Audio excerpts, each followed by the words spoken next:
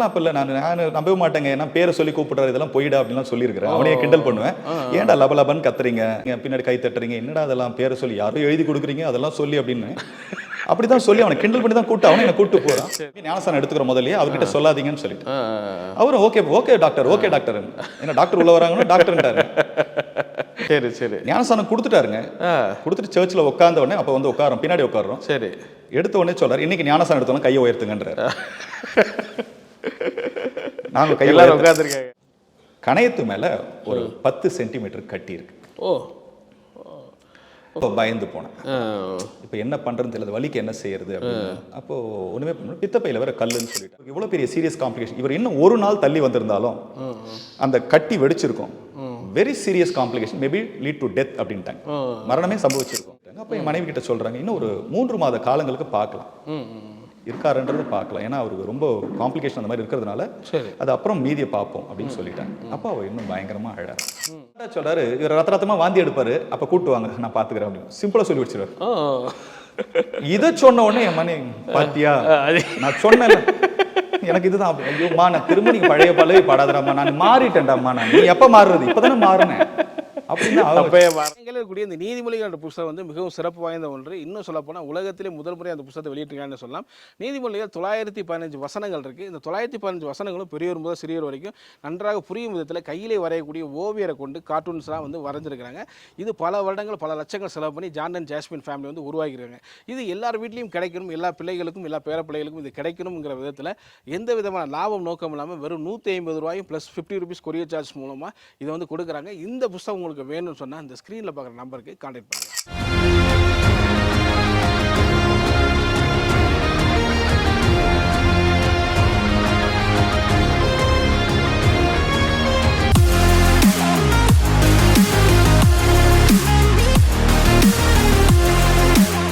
Price lord. Praise lord. நல்லா இருக்கீங்களா? நல்லா இருக்கு. ரொம்ப மகிழ்ச்சி உங்களை பார்க்குறது. தேங்க்யூ. ஸோ நிறைய சாட்சிகள் நாங்கள் எடுத்துகிட்டே வர்றோம். ஸோ ஒரு டாக்டர் பாஸ்டர் ஆகி எடுக்கக்கூடிய சாட்சி உங்களை தான் பார்க்குறேன் நினைக்கிறேன். உண்மையிலே எனக்கும் ஒரு பெரிய சந்தோஷம் பிரதர். இன்னைக்கு ஈடன் டிவி கர்த்தருடைய கிருபையினால என்னுடைய ஆலயத்தில் வந்திருக்கீங்க. உங்களை வாழ்த்தி வர. தேங்க்யூ. ஏன்னா ஒரு டாக்டராக இருப்பாங்க, பட் ஆனால் இவாஞ்சலிஸ்டாக இருப்பாங்க. அப்படி தான் நம்ம இது வரைக்கும் நம்ம பேட்டி எடுத்திருக்கோம். பட் ஒரு டாக்டராக இருந்து எம்பிபிஎஸ் படித்து ப்ளஸ் ஃபுல் டைம் இப்போது மினிஸ்ட்ரியில் நீங்கள் இருக்கிறது ஆச்சரியமாக இருக்கும், சந்தோஷமாக இருக்கும் உங்களை பார்க்குறது. ஸோ உங்களுடைய சாட்சியெல்லாம் கேட்கும்போது ஒரு இப்போ பக்தி விருத்தி ஏற்படுத்துது. ஸோ அது வியூவர்ஸும் கொண்டு போகலான்ற முயற்சி தான். ஸோ உங்களுடைய சின்ன வயசுலேருந்து நம்ம அப்படியே போகலாம். நீங்கள் உங்களுடைய பூர்வீகம் மூலமாக சென்னை தானே? இங்கே திருவள்ளூர் தான். நான் திருவள்ளூர் எல்லாமே திருவள்ளூர்.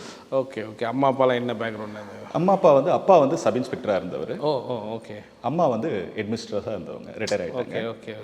உடன் பிறந்தவங்க 4 பேர். ஓகே. அவனுடைய அக்கா ஒருத்தர், தம்பி, தங்கச்சி. உங்களுடைய சின்ன வயசில் வளர்ந்து வர்றீங்கல்ல, உங்களுடைய கடவுள் நம்பிக்கைலாம் எப்படி இருந்தது?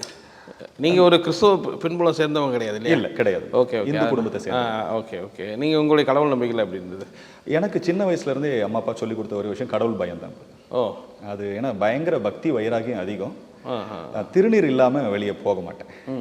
ஒன்று புக்கை சின்ன பேப்பரை மிதிச்சா கூட அதை தொட்டு 10 தடவை கும்பிடுற ஆள் தான் நான். ஓகே. அந்த அளவுக்கு பயங்கரம், வைராகியமும் அதிகம் தான். பயங்கரமாக இந்துக்குள்ள ஆண்டவர் மேலாம் கடவுள் மேலாம் பயங்கர பக்தி. என்ன நினைப்பீங்க நீங்கள் ஆண்டவர் பற்றி? உங்களுடைய புரிதல் இப்போ நீங்கள் பிற மதத்துலேருந்து அப்படி வர்றதுனால கேட்குறேன், நீங்கள் ஆண்டவர் பற்றி என்ன நினச்சிங்க? ஏன்னா அவருடைய சிலுவையெல்லாம் பார்த்துருப்பீங்க. உங்களுடைய மைண்ட் செட்டில் என்ன சின்ன வயசில் என்ன வருது? அது எனக்கு பெருசாக தெரியலைங்க. எனக்கு அந்த மாதிரி எப்படி இதெல்லாம் ஒரு சாமி நமக்காக, ஒரு சாமி வந்து உயிரோடு வருவாரா, வந்தால் அவர் வந்து நமக்காக சாவாரா, இது சிலுவையில் மறிக்கிறதெல்லாம் எப்படி? ஆனால் பட் அந்த ஸ்கூலில் பார்த்ததுனால, எங்கள் ஸ்கூல் பேக்ரவுண்டில் அந்த சர்ச்செல்லாம் போய் ப்ரேயர்லாம் பார்த்ததுனால 5th வரையும் அது எங்களுக்கு ஓரளவுக்கு ஏதோ ஒரு அட்ராக்ஷன் இருந்தது. அந்த சாமி மேலே ஒரு அட்ராக்ஷன் இருந்தது. பட் ரொம்ப பெருசாக போகல. ஓகே. அவர் சாமின்னு ஏற்றுக்கிற அளவுக்குலாம் நான் அப்படி இல்லை. அந்த மாதிரி ஒரு படம் அப்படிதான் இருக்கு. ஸோ அப்படியே வளர்ந்து வரும்போது உங்களோட கேரக்டர் எப்படி இருக்குது? அதாவது உங்களுடைய வளரும்போது உங்களுடைய யூத் ஸ்டேஜ், டீனேஜ்லாம் எப்படி இருக்குது? அதில் எப்படி சொல்கிறதுன்னா, ஈவன் ஸ்கூல் டைமில் கூட ஒரு பெண் பிள்ளைங்கிட்ட கூட பேச மாட்டேன். இப்போ பார்த்தா கூட அவங்கள சொல்லுவாங்க, இவன் படிக்கிறான்ற ஒரே திமிரு அவனுக்கு அப்படின்னு தான். ஒரு நல்லா படிப்பேன். ஓகே. நல்ல பையனா வளர்ந்ததுனால இப்போ தம்மு இந்த மாதிரி எதுவுமே இருந்திருக்காது. அது நல்ல ஒரு ஏன்னா அப்பா ஒரு tea totaller, okay okay okay. So அதனால எங்களுடைய அம்மாவும் கொஞ்சம் ஸ்ட்ரிக்ட் அந்த மாதிரி இருந்தாங்க. ஸோ அதனால நாங்களும் அப்படி தான் இருந்தோம். +2 முடித்த உடனே ஏன்னா +2 முடிக்கிற ஸ்டேஜில் எக்ஸாம் முடிச்சு ரிசல்ட் வர நேரத்தில் அப்பா ஆக்சிடென்ட்டில் இறந்து போகிறார். ஓ ஓ ஓ ஓ. ஒரு பந்தோபஸ்து போகும்பொழுது இறந்து போகிறார். ஸோ அது உங்களுக்கு எப்படி இருந்தது அந்த சம்பவம்? அது ரொம்ப தாங்க முடியாத வேதனை பிரதர். அது ஏன்னா என்ன சொல்கிறதுனா இப்போ இன்றைக்கி என் பிள்ளைங்களை வளர்க்கும் போது தான் எனக்கு தெரியுது எங்கள் அப்பா எனக்கு இருந்திருந்தா எப்படி இருந்திருக்கும் அப்படின்னு. ஒரு இன்றைக்கும் நினச்சா கண்ணு வர மாதிரி ஆகிடும். ஏன்னா எங்கள் அப்பா ரொம்ப ஆசைப்பட்டு பார்த்த ஒரே ஒரு விஷயம் என்னென்னா பையன் நல்லா படிக்கணும். எல்லா தகப்பனும் அதான் எதிர்பார்ப்பாங்க, பிள்ளைங்க நல்லா படிக்கணும்ன்ட்டு. எங்கள் அப்பா ஆசைப்பட்டது என் பிள்ளை மார்க்கை நான் பார்க்கணும் அப்படின்ட்டு. ஏன்னா நான் பார்த்தீங்கன்னா 200க்கு கெமிஸ்ட்ரியில் 199, ஃபிசிக்ஸில் 200க்கு 194, பயாலஜியில் 195, மேக்ஸில் 200க்கு 200. இந்த மார்க்கை பார்க்கறதுக்கு எங்கள் அப்பா இல்லை. அது ஒரு வேதனை எனக்கு ரொம்ப. அது எல்லாமே போயிடுச்சுங்க. அந்த சந்தோஷத்தை அவருக்கு நான் கொடுக்கல. ஸோ அந்த நேரத்தில் அம்மாலாம் வந்து ரொம்ப இதாக இருப்பாங்களா? அந்த அன்னைக்கு புரிஞ்சுக்கிட்ட ஒரே ஒரு விஷயம் பிரதர், பெண் பிள்ளைங்க கூட படித்தா நல்லதுன்றது எங்கள் அம்மாவை பார்த்து தான் நான் தெரிஞ்சுக்கிட்டேன். ஏன்னா அம்மா டீச்சராக இருந்த வாசி தான் 4 பிள்ளைங்களை வளர்க்க முடிஞ்சது. ஸோ அதுக்கப்புறம் உங்கள் படிப்பை கண்டிப்பாக என்னவா? எனக்கு 2மே கிடைச்சது பிரதர். அண்ணா யூனிவர்சிட்டியில் கம்ப்யூட்டர் சயின்ஸ் கிடைச்சது. ஓகே.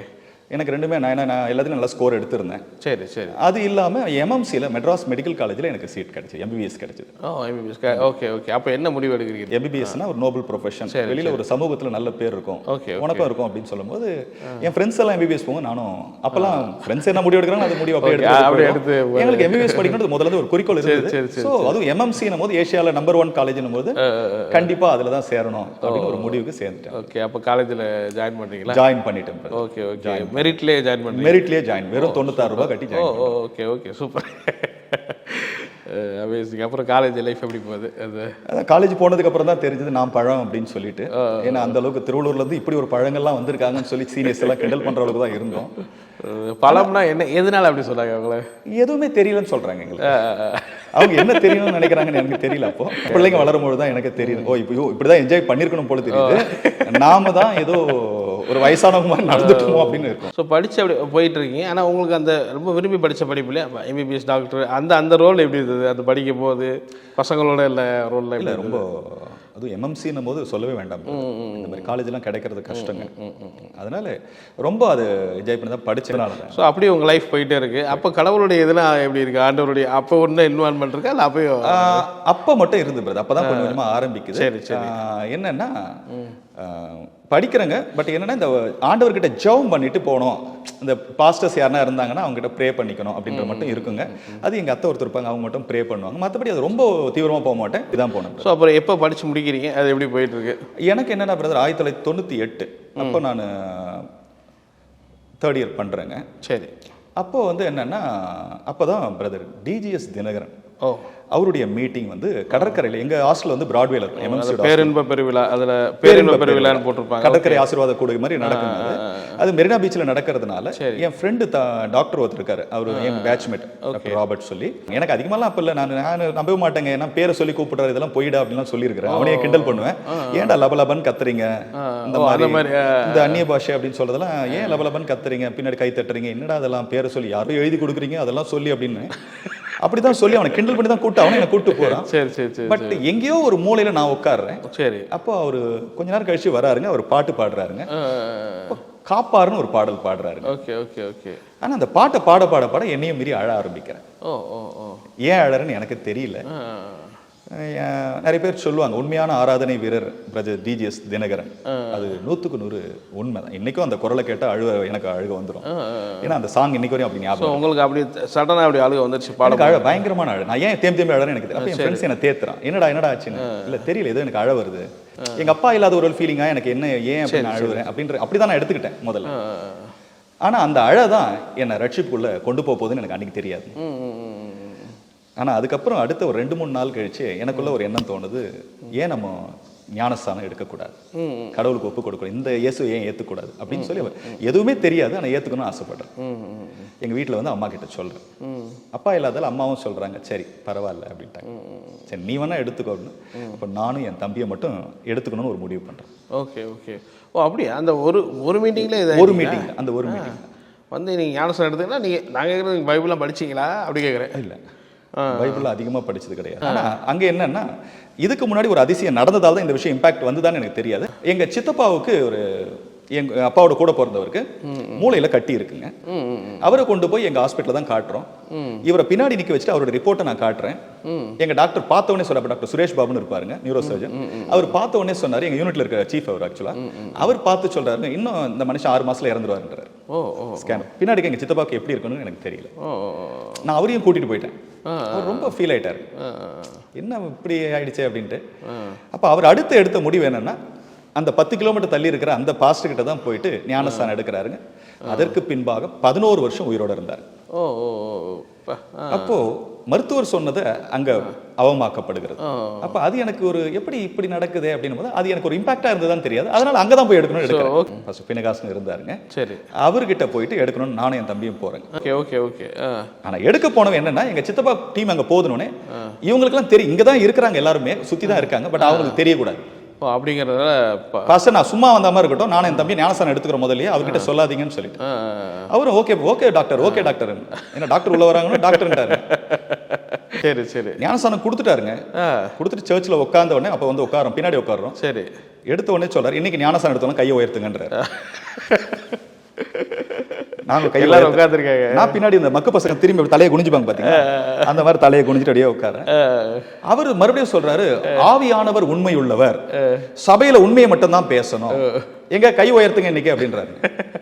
நானும் அப்படி சைக்கிள் சொல்றேன், பாஸ்டர் சொல்லாதீங்க அப்படின்னா என் பேரை சொல்லி அவர் எனக்கு ஒரு பேரை வச்சாருங்க, சாமுவேல் பால்னு வச்சாருங்க. சாமுவேல் பால், ஓகே ஓகே, சாம் பால் கையை உயர்த்துங்க அப்படின்றாரு. என் தம்பியை பார்த்து எஸ்ரா எட்வர்ட் கையை உயர்த்துங்க ஐயா அப்படின்றோம். அப்புறம் எங்க சித்தப்பா சித்தி திரும்பி பாக்குறாங்க, யாருன்னு பார்த்து விஜயகுமார் வாங்கன்றாரு. எழுந்து போய் சாட்சி சொன்னதாங்க. சரி சரி சரி சரி சரி, அதோட அந்த சபைக்கு போவே. தெரிஞ்சதுனால அப்படியே வேண்டாம். அதாவது நான் எம்பிபிஎஸ் படிக்கிறேன்ற திமிரு அப்படி. பாஸ்டர் என்ன இவரு என்ன நம்மள இவ்வளவு நாள் ஒழுங்கா சொல்ல மாட்டேன்னு சொன்னாரு, இப்ப என்ன சொல்லிட்டாரு இல்லையா. அவர் அங்கீக்கு போட்ட பாஸ்டருங்க, பிரம்மச்சாரியமா இருப்பாங்க பாத்தீங்களா, அப்படி இருக்கிற பாஸ்டர். ஆனா அந்த அருமை ஒரு ஊழியக்காரனுடைய மகிமை அப்ப தெரியாம போயிடுச்சு. அப்படி ஒரு இதாயிடுச்சு. அந்த மாதிரி என்ன பண்ணிட்டாரே அப்படின்னு ஒரு ஃபீலிங்கோட இனி அவரோட பேசவே கூடாது, அவரை பார்க்கவே கூடாது. ஞானஸ்தானம் எடுத்ததோட சர்ச் பக்கமே போறது போல. ஓகே ஓகே ஓகே, அப்படிதான் இருக்கு. அப்ப திருப்பி படிப்பை தொடர ஆரம்பிச்சிட்டேன். சர்ச்சுக்கு போறது கிடையாதுங்க. 98 ஞானஸ்தானம் எடுத்த உடனே நெக்ஸ்ட் இயர் 99 எனக்கு திருமணமாக நிச்சயப்படுது. ப்ரீ ஃபைனல்ல எங்க பேட்ச்லயே என்ன முதலில் மாலை கண்ட மணாலன்னு சொல்லி எங்க பசங்கிட்ட என்னன்னா ஒரு பெரிய ஒரு விஷயம், யாருக்குமே சொல்லாம தெரியாம என் ஃப்ரெண்ட்ஸுக்கு மட்டும், ஏன்னா மாமனார் வந்து கொஞ்சம் சிக்கா இருந்தாரு. சரி சரி, is a big shot in Thiruvallur. Okay okay. அப்போ அவர் எனக்கு பெண் கொடுக்குறேன்னு சொல்லும் போது எங்க ஃப்ரெண்ட்ஸ் எல்லாம் சொல்றாங்க, படிக்கிறடா ஏன்டா இப்ப இது பண்ற. அப்ப அவர் சொல்றாரு, உனக்கு ஹாஸ்பிட்டல் கட்டி கொடுத்துறேன், எல்லாமே பண்ணி கொடுத்தேன், நீங்க முடிச்ச உடனே உங்களுக்கு எல்லாம் ரெடியா இருக்கும். லவ் மேரேஜா? இல்ல அரேஞ்ச் மேரேஜ். எப்படி படிக்கும் போதே வீட்டுல அம்மா எல்லாம் ஓகேன்றாங்களா என்ன? இல்ல அம்மா கொஞ்சம் கஷ்டப்பட்டாங்க முதல்ல, வேண்டாண்டா எப்படி யோசி படிக்கும் போது எப்படின்னு. அப்புறம் சித்தப்பாங்கெல்லாம் சொல்லி இல்ல அவன் செட்டில் ஆகும்போது அவனுக்கு பண்ணி தராரு இல்லையா, அப்புறம் என்ன உனக்கு எல்லாமே உனக்கு செட்டில் ஆயிடுது. இப்ப நிறைய பசங்க படிச்சு பிஜி முடிச்சு அதுக்கப்புறம் செட்டில் ஆகுறத விட எல்லாமே அங்க ரெடியா இருக்கு, உனக்கு என்ன பிரச்சனை அப்படின்னு சொன்னோடனே அவங்க கன்வின்ஸ் ஆயிட்டாங்க. ஸோ அந்த ஒரு எண்ணத்தில் கல்யாணம். Okay okay. இந்த திருமணம் என் ஃப்ரெண்ட்ஸ்க்கு மட்டும் தான் தெரியணும்னு ஒரு குறிப்பிட்ட ஃப்ரெண்ட்ஸ் மட்டும் தான் நான் சொல்லிடுவேன். அப்படி அது வரையா? அது யார் ஸ்தலத்தையும் வேண்டிங்க, கல்யாணத்தையும் வரைச்சிட்டீங்க. ஃபைனல் இயர் பண்ணும்போது மேரேஜ் பண்ணிட்டீங்க. ஆனா மாமனார் இறந்துட்டாருங்க. அதாவது நிச்சயம் பண்ண உடனே மாமனார் இறக்குறாங்க. 14 நாள் கழிச்சு இந்த மேரேஜ், ஏன்னா 1 இயர்க்குள்ள முடிக்கணுன்றதால மேரேஜ் பண்ணிட்டேன். Okay okay. ஸோ நீங்க நினைச்சது வந்து முடிச்சோடனே ஹாஸ்பிட்டல் இதாக இருக்கும், அப்படி இப்படி கிளினிக் ஆரம்பிச்சு அப்படி போயிடலாம். அவங்க என்ன ஒய்ஃப் என்ன பண்ணிட்டு இருந்தாங்க? அவங்க இன்ஜினியரிங் படிச்சுட்டு. Okay okay okay, super. Okay, அப்படி முடியுது திருமணம். அப்புறம் கண்டினியூ பண்ணிட்டு இருக்கீங்களா படிப்பு அப்படியே கண்டினியூ பண்ணிட்டு? சரி சரி சரி. ஆஃப்டர் மேரேஜுக்கு அப்புறம் லைஃப், திருமண வாழ்க்கை எப்படி ஆரம்பிக்குது? என்னன்னா திருமண வாழ்க்கை நல்லா இருக்கும், ஒன்றும் இஷ்யூ கிடையாது. காட்ஸ் கிரேஸ் நல்லா இருக்குங்க. ஏன்னா ஒரு நல்ல பெண்ணை எனக்கு ஆண்டவர் கொடுத்துருந்தார். ஏன்னா என்னுடைய மாமனார் பேர் என்னன்னா எனக்கு அப்ப தெரியாது அதனுடைய அர்த்தம் என்னன்னு. அவருடைய நேம் தேவன். ஸோ தேவனின் மகளை நான் கட்டுறேன். Okay okay. தேவனின் மருமகனா இருந்த நான் தான் இன்னைக்கு இந்த பரலோக தேவனின் மகனா மாறிட்டேன். இது இப்படி வந்துருச்சு. பட் நல்ல லைஃப் தான் எனக்கு. ஓகே. அப்புறம் எப்போ படிச்சு முடிக்கிறீங்க? 2001 முடிச்சிடுறேங்க. முடிச்சுட்டு அதுக்கப்புறம் என்ன பிளான் பண்ணுறீங்க? என்னன்னா இப்போ எனக்கு 2000ல எனக்கு குழந்தை நிற்குதுங்க.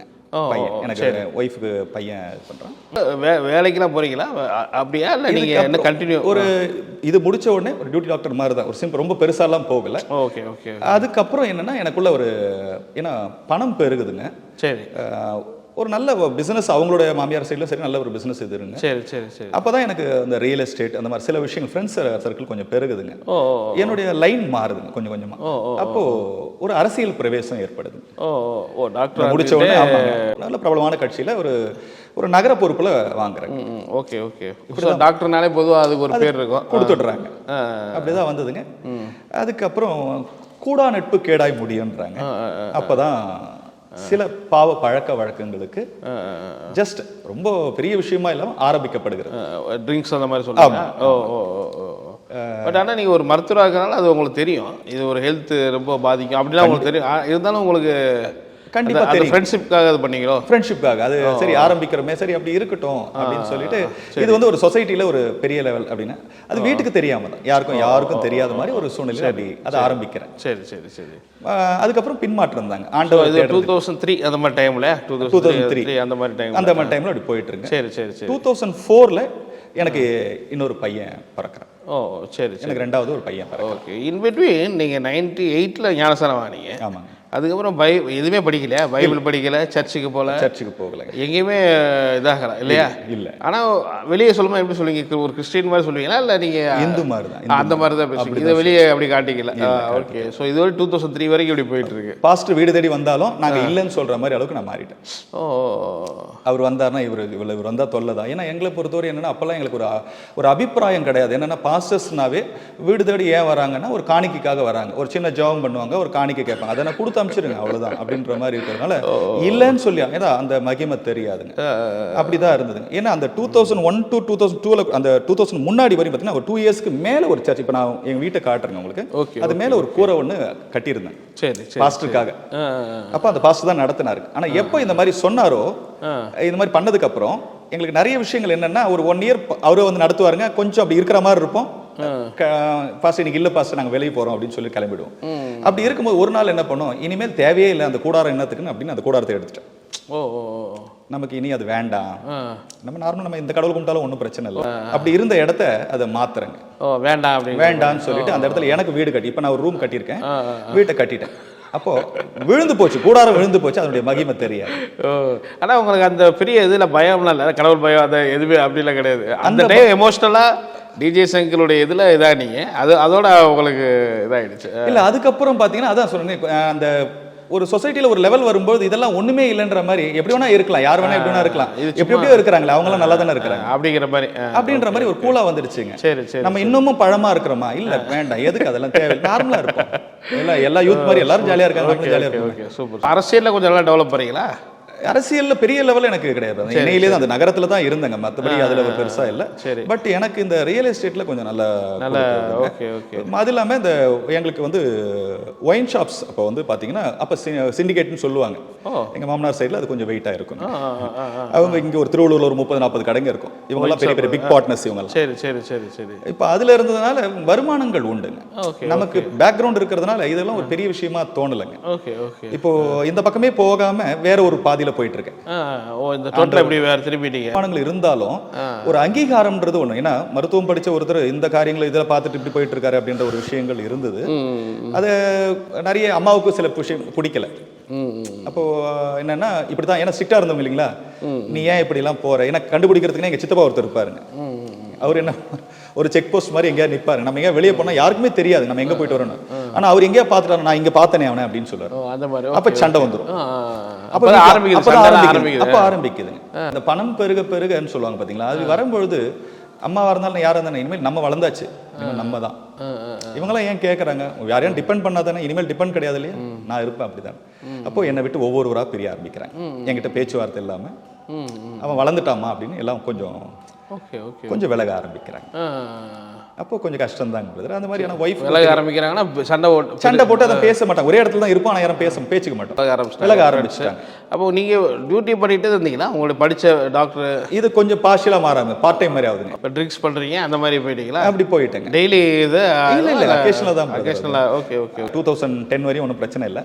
2011 தான் என்னோட லைஃப் டேர்னிங் பாயிண்ட்னு சொல்லலாம். 2010 வரைக்கும் என்ன மைண்ட் செட்டுக்கு ஆகிட்டீங்க? ஏன்னா 2003லேருந்து கிட்டத்தட்ட 10 வரைக்கும் எப்படி இருக்கிறீங்க உங்கள் மைண்டு? எனக்கு அதான் அந்த தெய்வ பயம்ன்றது இல்லாமல், ஓகே, கடவுள் பயம் இல்லாமல் ஆண்டவரை டோட்டலாக மறந்துட்டேன். சரி. இந்த ஃபேமிலிலேயும் கொஞ்சம் பிரச்சனை உங்களுக்கு? அப்படியே ஃபேமிலியில் இருக்காங்க, பட் பணத்துக்கு பஞ்சம் கிடையாது. சரி. என்னன்னா கோயில் குளம் போகிறது அந்த மாதிரி நிறைய காரியங்கள், வருஷத்துக்கு ஒரு தடவை திருப்பதி அந்த மாதிரி கோயில் போய் ஒய்ஃபுக்கு எது பிடிக்குதோ அதை செஞ்சுக்கிட்டு அப்படியே அவங்களுக்கு எது பிடிக்குதோ அதை செய்வோம் அப்படின்னு சொல்லிட்டு அவங்க அந்த டைம்ல எம்இ பண்ணணும்னு ஆசைப்பட்டாங்க. சரி. அவங்க ரெகுலர்ல அதை பண்ண வச்சாங்க. அவங்க அதை பண்ணாங்க. அப்போ முடிச்சுட்டு எல்லாமே அப்படி போயிட்டே இருந்ததுங்க. Okay okay. ஸோ ட்ரிங்க்ஸ் பண்ணுறது, நிறைய பணம், ரியல் எஸ்டேட் நல்லா சம்பாரிச்சிங்களோ? நல்லா எனக்குரிய பங்குன்றது ஒரு பெரிய பங்காக வந்து சேர்ந்து. வந்து சேர்ந்துடும். Okay okay okay okay. அது கொஞ்சம் ஃப்ரீயாக போயிடும். அப்போ அது ஒரு பெரிய தோணலைங்க எனக்கு ஆக்சுவலாக. டியூட்டி டாக்டராக வந்து அதே பண்ணி 2010 வரைக்கும் பண்ணிட்டு இருந்தீங்களா? இல்லை அந்த 2004ஓட அந்த இது இதே பண்ணிட்டீங்களா? அதுக்கப்புறம் ஃபுல் அண்ட் ஃபுல் இப்படி தான் போயிட்டேங்க. ஃபுல் அண்ட் ஃபுல் அரசியல் பிரவேசம் இப்படி தான் அந்த மாதிரி. அப்போ அரசியலில் ஓரளவுக்கு ஏதாவது போனீங்க? பேருக்காக வச்சுக்கிட்டேன். அது ஒரு சேஃப்காக, அது பேக்ரவுண்ட் இருக்கணும், நமக்கு ஒரு டீம் பின்னாடி இருக்கணும் அப்படின்றது. அந்த மாதிரி ஒரு அந்த பட் நம்மளை சுற்றி என்றைக்குமே ஒரு 10 பேர் இருப்பாங்க. அந்த மாதிரி இருந்தீங்க. Okay okay right. ஸோ 10 வருது, அதுக்கப்புறம் என்ன நடக்குது? 2011 பிரதர். அப்போது என்னென்னா எங்கள் ஒய்ஃபுக்கு என்னென்னா அவங்க அப்பா வந்து அந்த ட்ரிங்க்ஸ் எடுப்பாங்க, பட் அவங்களுக்கு அந்த வாழ்க்கையில் பார்த்த சில விஷயங்கள்னால அதில் மேலே ஒரு கசப்பு இருந்தது. பட் நாம் அப்படி இல்லைன்றது அவங்க தெரியும். பட் அவங்களுக்கு ஃபர்ஸ்ட் டைம் என்னென்னா அப்போ தான் அந்த 2011 ஒன்று சொல்கிறாங்க. 10 கொஞ்சம் டிசம்பரில் தெரியுது அவங்களுக்கு நான் சாப்பிட்றேன்றது தெரியுது. ஆனால் கிளியராக சொல்லிட்டாங்க, இனிமேல் சாப்பிட்டேன்னா என் கூட பேசக்கூடாது, தயவுசெய்து விட்டுரு, நான் எதை எனக்கு பிடிக்கலையோ நீ அதை தான் செய்யணும்னு ஆசைப்படுறேன். சரி நானும் விட்டுடுறேன் அப்படின்னு சொல்லி சும்மா சத்தியம், பேருக்கு சத்தியம் போடுறது, சத்தியம் போட்டு விட்டுறது. ஆனால் 2011 வரும்பொழுது நியூ இயர் அப்போ தான் ஆரம்பிக்க போது என் மனைவி அன்றைக்கி முன்னாடி நாள் சொல்கிறாங்க, இன்றைக்கி சாமி கும்பிடணும், சீக்கிரம் 12 மணிக்கெலாம் வந்துருங்க, வேறு எங்கேயும் போகாதீங்க, ஃப்ரெண்ட்ஸ் கூட இருக்கக்கூடாது நீங்கள் அப்படின்னாங்க. நான் எங்கேயும் போகலன்னு. ஆனால் பட் அன்றைக்கி ஃப்ரெண்ட்ஸ் சர்க்கிள்லேருந்து ஒரு ஃபோன் வருது. போயிட்டு ஒரு 12:05 வந்துட்டேன். சரி சரி. சாப்பிட்டு தான் வந்துட்டேங்க. ஆனால் என்னென்னா அப்போ என் மனைவி பார்த்துட்டாங்க, இந்த மாதிரி இவ்வளோ தூரம் சொல்லியும் நீ இவ்வளோ நேரம் கழிச்சு வர, எங்கே போயிட்டு வர? நான் எங்கேயும் போகலன்னு, எங்கள் அப்பாவே பார்த்தவங்க நான், நீ எல்லாம் ஜூனியர் அப்படின்னு தான் சொன்னேன். அதனால நீ நடிக்கக்கூடாது. அது சீரியஸாக அவங்க சொல்லும் போது உண்மையை எனக்கு தோணலை. சாமி நான் கும்பிடல, நான் இன்னைக்கு ஒன்னே ஒன்று சொல்கிறேன். அன்றைக்கி தான் முதல் முறையாக வாக்குதத்தம் நான் எடுக்கிறேன். எனக்கு வாக்குதத்தம்னா இந்த வாக்குதத்தம் இல்லை, என் மனைவி கிட்ட இருந்து வாக்குதத்தம் வருது, நீ நல்லாவே இருக்க மாட்டேன், செத்து போயிடு அப்படின்னு. இதுதான் ஃபர்ஸ்ட் வாக்குதத்தம் எனக்கு வந்தது. அப்போ புது வருஷம் அதுவுமா இப்படி ஒரு வார்த்தையை வாங்கும்பொழுது கொஞ்சம் கஷ்டமா இருக்கு. என்ன சொல்றதுன்னு தெரியல, அவங்களை கன்வின்ஸ் பண்ண முடியல. பட் கன்வின்ஸ் பண்ணிட்டு இனிமேல் சாப்பிட மாட்டேன்னு சொல்லிட்டு கம்மி விட்டேன். பட் அக்கேஷனல் ஃபங்க்ஷன் வரும்பொழுது ஏதாவது ஒன்று ஃப்ரெண்ட்ஸோட போயிட்டு அப்படியும் பண்ணிட்டு தான் இருந்தேன். தெரியாத மாதிரியே அப்படி போச்சு. February 7 ஒன்று வந்தது. அன்னைக்கு தான் கடுமையான வயிற்று வலி, என்னால் தாங்க முடியாத வயிற்று வலி, என்ன செய்யறதுன்னு தெரியல. அப்போது வீட்டில் சொல்கிறாங்க ஹாஸ்பிட்டல் கூட்டு போகணும், லோக்கலில் கூப்பிட்டு போகிறாங்க. பார்த்தா பெயின் கில்லர் போட்டாலும் சரியாகும். சரி. அவ்வளோ வலி இதுவரையும் நான் பார்த்ததே கிடையாது. இதில் என்னன்னா நான் சாப்பிட்ற ஒரே ஒரு டாக்டர்ன்றதால் நீங்கள் கேட்டேன்றீங்களா, 6 மாதத்துக்கு ஒரு தடவை ஸ்கேன், அல்ட்ராசவுண்ட், மாஸ்டர் செக்அப் எல்லாமே பண்ணிப்பேன். அப்படி எதுக்குன்னு உங்களுக்கு புரியும். ஹெல்த் மேலே ஒரு பெரிய மேலே ஒரு கான்சியஸ். Okay okay. நான் எடுத்துட்டு ஆனால் எல்லாமே நார்மல் அப்படின்னு வரும்போது ஓகே நல்லா இருக்கு, மறுபடியும் சியர்ஸ் அப்படின்னு ஆரம்பிச்சேன். இப்படி தான் லைஃப். ஏன்னா அது தெரியும் போது நமக்கு என்னன்னா நான் நல்லா இருக்கிறேன், சாப்பிடலாம். Okay okay. இப்படி தான் எனக்கு கேஷுவலாக எடுத்துக்கிட்டேன் எல்லாத்தையுமே. சரி சரி சரி. பட் February 7 அது வரையும் ஜனவரியில் கூட நான் எடுக்கிறேன் ஒன்றுமே இல்லை. ஆனால் February 7 என்னை கொண்டு போய் இங்கே சேர்க்கும்போது இங்கே வயிற்று வலி தாங்கலை. அப்புறம் இங்கே இருந்து ஹாஸ்பிட்டல் சென்னையில் அம்ஜிகரில் இருக்க ஒரு பெரிய ஹாஸ்பிட்டல் கூப்பிட்டு போகிறாங்க. அங்கே கொண்டு போய் பார்க்கும்போது தான் சிடி ஸ்கேன் பண்ணுறாங்க. சரி. என்னுடைய கணையத்து மேலே ஒரு 10 சென்டிமீட்டர் கட்டி இருக்கு. ஓ ஓகே ஓகே. அது வரைக்கும் தெரியல, முன்னாடி ஸ்கேன் தெரியல, பெரிய கட்டி இருக்கு. ஓகே தெரியும். நீங்களே ஒரு டாக்டர், உங்களுக்கே தெரியும் அது என்னட்டு. இல்லை, அதனால ரொம்ப பயந்து போனேன். இப்போ என்ன பண்ணுறதுன்னு தெரியல, வலிக்கு என்ன செய்யறது அப்படின்னு. அப்போது ஒன்றுமே பண்ண, பித்தப்பையில் வேற கல்லுன்னு சொல்லிட்டாங்க. சரி. ஸோ இதை பார்த்த உடனே அவங்க சொன்னாங்க இது சர்ஜரி தான் அது பண்ணணும் அப்படின்னு. அப்போ ஒரு டாக்டர் சொல்கிறாருங்க, ஆப்ரேஷன் பண்ணலாம், ஆனால் பண்ணாலும் வந்து பிரயோஜனம் எங்களால் அது, ஏன்னா அது கணையம் என்பது ஒரு அல்வா துண்டு மாதிரி, ஒரு இலை மாதிரி இருக்குங்க. அதுக்கு 3 பகுதியில் இருக்கும், தலை, பாடி, வால் அப்படின்ற மாதிரி இருக்கும். இதில் எல்லாமே ஒரு இலை மாதிரி இருக்கிறதுனால அந்த உறுப்பு மெயினான உறுப்பு அதில் கை வைக்கவும் முடியாது. இட்ஸ் அ சைலண்ட் டைகர் மாதிரிங்க. அது படுத்துட்டு இருக்க புளியை தோண்டின மாதிரி. மெயினாக இதை தூண்டக்கூடிய விஷயங்கள்னு பார்த்தீங்கன்னா, ஒன்று பித்தப்பையில் இருக்கிற கல்லாக இருக்கணும், இல்லைன்னா நம்ம குடிக்கிற குடியாக இருக்கணும். இந்த 2 இது. அப்போது இது 2மே இப்போ என்னை பாதிக்குது. எனக்கு தெரிஞ்ச டாக்டர் என்னை பார்த்து கையை பிடிச்சி கேட்குறாங்க, டாக்டர் அதிகமாக குடிப்பாரா அப்படின்ட்டு. அன்னைக்கு தான் எனக்கு அந்த சொசைட்டியில் அந்த அசிங்கத்தை நான் முதல்ல ஃபீல் பண்ணேன். Okay okay okay. ஏன்னா யாருக்குமே தெரியாமல் வச்சுருந்த ஒரு விஷயம் இன்னைக்கு ஒரு டயக்னோஸ்னால என்ன கண்டுபிடிக்கிறாங்களே அப்படின்னு ஒரு பயங்கர ஒரு கஷ்டம். எங்கள் வீட்டில் எல்லாருக்கிட்டையும் பேசுகிறேன். அப்போ என் மனைவி வந்து பயங்கரமாக அழறாங்க, என்ன இப்படி பண்ணிட்டீங்களே அப்படின்னு. அப்போ எங்கள் அம்மா யாருமே வரல, ஹாஸ்பிட்டல் யாருமே வரல. ஏன்னா நான் என் கூட சண்டை போட்டதால நான் அடிக்கடி சொல்லுவேன், நாங்கள் அவ்வளோ வாசனை அப்படின்ற மாதிரி, நான் நல்லவன், அதனால என்னை யாரும் தேடி வரல. கட்டின பாவத்துக்காக என் மனைவியும் கொடுத்த பாவத்துக்காக என் மாமியார் மட்டும் வந்து நிற்கிறாங்க. நிற்கும் போது எனக்கு அது கஷ்டமாக இருந்தது. எனக்கு ஒரு 10-15 நாள் அங்கே இருந்தேன். கிட்டத்தட்ட ஒரு 3-4 லட்சம் செலவு பண்ணேன் அந்த நேரத்துலேயே. ஆனால் அவங்க வெறும் மெடிக்கல்லையே, வேறு எதுவும் கிடையாது. ஆனால் அப்படி தான் போச்சுங்க பிரதர். ஆனால் அந்த ஹாஸ்பிட்டல் இருக்கும்பொழுது தான் திடீர்னு ஒரு குரல் கேட்குற மாதிரி, இந்த ஹாஸ்பிட்டலை விட்டு போ அப்படின்னு ஒரு குரல். இந்த ஹாஸ்பிட்டலை விட்டு நான் சொல்கிற இடத்துக்கு போ. லிட்டரலாக உங்களுக்கு இப்படி எனக்கு தெரியும். நான் இதை மனைவி சவுண்ட் வந்து லிட்டரலாக உங்களுக்கு கேட்குதா இல்லை நீங்கள் ஃபீல் பண்ணுறீங்க? நான் ஃபீல் பண்ணுறேன். ஓகே, கேட்குற மாதிரி ஃபீல் பண்ணுறேன். நீ போ, இந்த ஹாஸ்பிட்டல் விட்டு போ அப்படின்னு. நான் என் மனைவி கிட்ட சொன்னால் அவங்க சிம்பிளாக சொன்ன, இது உன் மனப்பிராந்தின்ட்டாங்க. மறுநாளும் எனக்கு அதே குரல் கேட்குது, நீ இந்த ஹாஸ்பிட்டல் விட்டு நான் சொல்கிற இடத்துக்கு போ அப்படின்னு சொல்லும் போது என் மனைவி கிட்ட சொல்கிறேன். அப்போது சரி நீ ஏதோ சொல்கிற, எனக்கு புரியுது, ஆனால் இவங்க இங்கேருந்து மாற்ற மாட்டாங்களே அப்படின்னு சொல்கிறாங்க. ஒரு ரகலை பண்ணுறேங்க, ஹாஸ்பிட்டலையே ரகலை பண்ணுறேங்க. பட் அவங்க என்ன சொல்லிட்டாங்க, அதுக்கு it is called a withdrawal symptoms அப்படின்னு சொன்னாங்க. குடியை விட்டதுனால அவருக்கு அந்த மாதிரி எண்ணங்கள்லாம் நிறைய தோணும் அப்படின்னு. Okay okay. இப்படி கொண்டு போயிட்டாங்க டாக்டர்ஸ், அவங்களோட வீட்டில் அதை கொண்டு போகிறாங்க. பட் என்னால் அதை ஏற்றுக்க முடியல. ஏதோ என்ன சம்திங் ஸ்ட்ராங்காக ஏதோ பண்ணுது, இங்கேருந்து போன்னு சொல்லுதே. நான் சண்டை போட்டு அப்புறம் வில்லிங்கில் எழுதி கொடுத்து அப்புறம் எங்கள் வீட்டில் மாற்றி வடபழனியில் இருக்கிற ஒரு ஹாஸ்பிட்டலுக்கு எனக்கு கொண்டு போகிறேன். Okay okay. இப்படி அங்கேருந்து ஷிஃப்ட் ஆகிறோம். ஷிஃப்ட் ஆகிறீங்க. அங்கே என்ன நடக்குது? அங்கே போய் டாக்டர்ஸ் பார்க்குறேங்க. அப்போ மட்டும்தான் ஒரு அம்பு சாதாரணமாக சொல்லிட்டு, ஆண்டவரே இன்னைக்கு டாக்டரை பார்க்க போகிறேன், நீங்கள் ஏசப்பா எனக்கு உதவி. ரொம்ப வருஷம் கழிச்சு ஏசப்பா கூப்பிடுறீங்க. அது 98க்கு அப்புறம் 98 சொல்லவா? அப்படிதான் 2010 தான் கூப்பிடுறீங்க. டாக்டர் கிட்ட போறேங்க. ஃபர்ஸ்ட் தடவையா அந்த டாக்டர் சொல்றாருங்க, முதல் முறையா எனக்கு ஒரு ஹோப் கொடுக்குறாரு, நான் லேப்ரோஸ்கோப்பிலே பண்றேன் அப்படின்றாரு. அப்போ எனக்கு ஒரு சந்தோஷம். அங்கே வந்து சர்ஜரி சொல்றாங்க, இங்கே சர்ஜரி ஓப்பன் பண்ணி பண்ணணும், அது பண்ணா கூட சரியாகாதுன்னு சொன்ன ஒரு இடத்துல இருக்கேன். இங்கே வேண்டாம், இங்கே இவர் லேப்ரோஸ்கோப்பி பண்றேன்னு சொல்றாரு. அப்போ எனக்கு ஒரு சந்தோஷம். அப்போ கையெழுத்து போட என் மனைவி கையெழுத்து போடுறாங்க. சரி, கன்சென்ட் கொடுக்குறாங்க.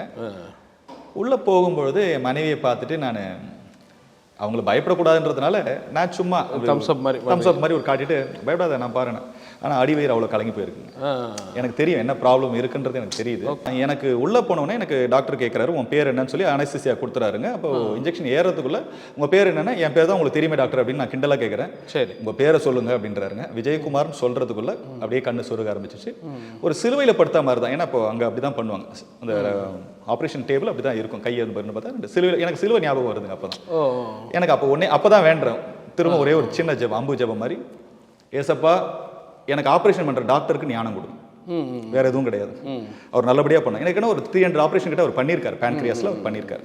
ஸோ அவர் பண்ணுறாரு, எனக்கு தெரியாது. ஆனால் அவர் ஆப்ரேட் பண்ணும்பொழுது, ஏன்னா அந்த பித்தப்பையில் கல் இருக்குங்க, இந்த கல் வெளியே வந்ததுன்னு சொன்னால் எனக்கு மஞ்சக்காமலில் வந்துடும், அது மிகப்பெரிய சீரியஸ் காம்ப்ளிகேஷனாக இருக்கும்.